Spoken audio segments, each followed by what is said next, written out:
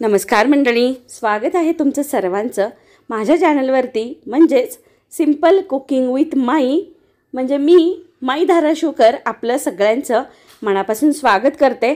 आपण रोजच्या रोज देवपूजा, शेती, माझघर म्हणजे स्वयंपाकघर यातील आनंददायी प्रवास करत असतो। म्हणजे रोजच्या रोज आपण आपल्या शेतीमधील किंवा स्वयंपाकघरातील आणि देवपूजेविषयी व्हिडिओ घेऊन येत असतो। तसाच आजचा व्हिडिओ आहे। चला तर मग व्हिडिओला सुरुवात करूया। सर्वांना श्री स्वामी समर्थ। स्वामी महाराजांच्या कृपेने तुमच्या मनातील सगळ्या इच्छा पूर्ण होत हीच महाराजांच्या चरणी प्रार्थना करते आणि आजच्या आनंददायी प्रवासाला सुरुवात करते। तर मंडळी, टायटलवरून तुमच्या लक्षात आलेलंच असेल, सध्या पावसाळा चालू झालेला आहे। नवनवीन झाडांची आपण रोपे आणत आहोत किंवा लावत आहोत। प्रत्येकाच्या घरोघरी कुणी कुंडीत लावतं, कुणी खाली लावतं।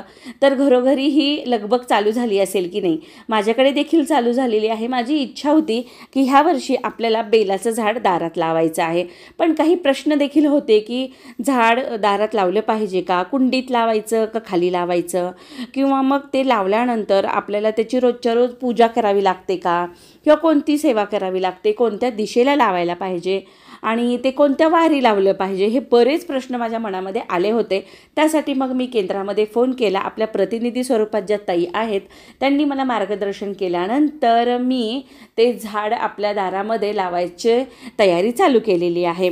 तर चला मग तुम्हाला ही सांगते काही मला जी माहिती कळालेली आहे बेलाच्या झाडाविषयी ती।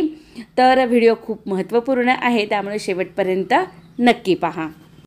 आणि हो, सगळ्यात महत्त्वाचं म्हणजे बेलाची पाने आपण श्रीयंत्रावर रोजच्या रोज किती अर्पण करायची आहेत हा देखील माझ्या मनामध्ये प्रश्न होता। तर त्यासाठी देखील मला उत्तर मिळालेलं आहे। ही सर्व प्रश्नांची उत्तरं मी तुमच्यासाठी आजच्या व्हिडिओमध्ये घेऊन आलेले आहे।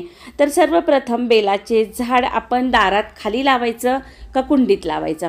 आता आमच्याकडे बैठी घरं आहेत, त्यामुळे आपण खाली लावू शकतो, किंवा ज्यांची अपार्टमेंटमध्ये घरे असतात त्यांनी ती झाड कुंडीमध्ये लावलं तरीही चालतं।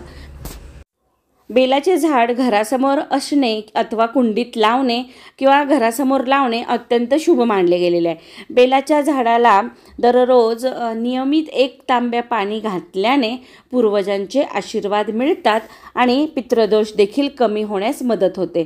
बेलाच्या झाडाची घरासमोर लावल्याने त्याची दररोज पूजा केल्याने वंशवृद्धी होते, तसेच आपल्या संततीचे रक्षण देखील होते। आता ही झाली माहिती आपण दारात लावायला हवं की नाही। तर कोणत्या दिवशी लावायचं आहे, तर त्याच्यासाठी शुभ दिवस आहे सोमवार, शुक्रवार किंवा इतर कोणतेही शुभ मुहूर्त या दिवशी हे झाड आपण आपल्या अंगणात किंवा कुंडीमध्ये लावू शकतो। आणि बेलाचे झाड लावल्यानंतर लावताना त्याला योग्य माती, पाण्याची व्यवस्था व्यवस्थित असणे आवश्यक आहे। नंतर बेलाच्या झाडाची नियमित पूजा केल्याने भगवान शिवाचा आशीर्वाद मिळतो। म्हणजेच काय, बेलाचे झाड लावण्याचा योग्य मुहूर्त निवडणे आणि त्याची योग्य काळजी घेणे हे खूप महत्त्वाचे आहे। शुभ मुहूर्तावर आपण झाड लावलं हे बेलाचं ना, तर त्याचे चांगले परिणाम आपल्याला पाहायला मिळतात। आता हे कोणत्या दिशेला लावायचं हा सगळ्यात महत्त्वाचा प्रश्न येतो। घराच्या उत्तर किंवा पूर्व दिशेला बेलाचे झाड लावणे हे शुभ मानले गेलेले आहे, त्यामुळे आपल्या घरात भरभराट होते आणि सुखसमृद्धी येते, नांदते। तर आता तुम्ही कुंडीमध्ये लावलं असेल तर ती कुंडी आपण जी मी तुम्हाला दिशा सांगितली उत्तर किंवा पूर्व या दिशेला ठेवायची आहे। आता अपार्टमेंटमध्ये ना बऱ्याच वेळेस कुंडीमध्ये झाडे लावली जातात, त्यामुळे मी दोन्हीही सांगितलेले आहे। मला असंही सांगण्यात आले बरं का केंद्रातून की बेलाचं झाड लावताना तुम्हाला जर वेळ असेल तर गळती लावून किंवा साधं चमच्याने दुधाचा किंवा आपलं साधं जल असतं तर पाण्याचा तुम्ही रुद्रसेवेमध्ये जे शिवमहिम स्तोत्र किंवा शिवस्तोत्र नामावली जे आहे त्यापैकी एक तरी घेतलं आणि त्यानंतर तुम्ही बेलाचं झाड लावलं तर ते अधिक चांगलं तुमच्या वेळेनुसार तुम्ही करा असंही म्हटलं गेलेलं आहे। त्यामुळे आपण बेलाचं झाड लावताना तुम्हाला जर शिवकवच किंवा शिवस्तोत्र नामावली शिवमहिम स्तोत्र ह्या स्तोत्रांपैकी ज्याचा आपल्याला वेळ असेल त्याचा आपण जलाभिषेक किंवा दुग्धाभिषेक करून हे झाड लावायचं आहे. वेळ नसेल तर तुम्ही फक्त ओम नमः शिवाय या मंत्राचा जप करत करत हे झाड लावलं तरीही चालेल.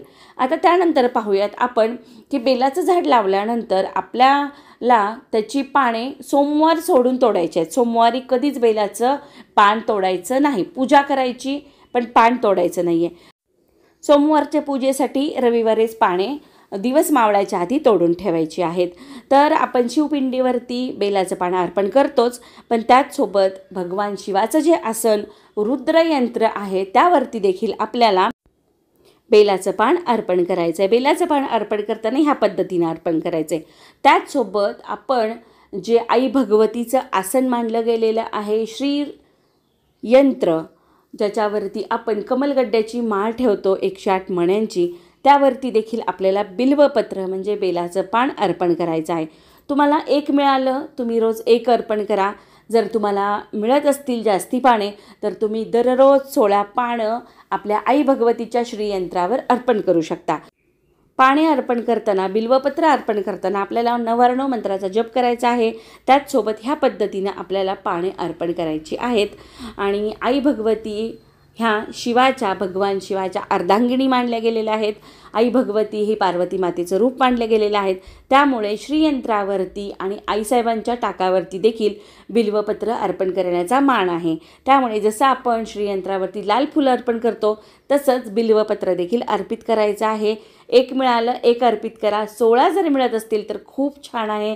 तुम्ही रोजच्या रोज नववर्ण मंत्राचा जप करत करत 16 बिल्वपत्र अर्पण करू शकता. त्यामुळे घरामध्ये आपल्या लक्ष्मी नांदते, भरभराट होते आणि आपली जी मुलं आहेत त्यांची प्रगती होण्यास मदत होते. आणि ही छोटीशी सेवा आहे बिल्वपत्राची. बेलाचं झाड कसं लावावं, कोणत्या दिशेला लावावं आणि केव्हा लावावं ह्यासाठीचा असा हा छोटासा व्हिडिओ मी घेऊन आलेले आहे. कसा वाटला कमेंट करून नक्की सांगा. आवडलं असेल तर एक लाईक नक्की करून जावा. आणि तुम्हाला आपल्या चॅनलवरती कोणत्या सेवेचा व्हिडिओ पाहायचा आहे त्यासाठी देखील कमेंट करा. कुणाला जर हवा असेल तर त्याच्यासोबत शेअर देखील करा. कारण एक सेवा करण्यापेक्षा, स्वतः सेवा करण्यापेक्षा एखादा सेवेकरी घडवणं हे खूप चांगलं काम आहे. त्यामुळे जास्तीत जास्त शेअर करा.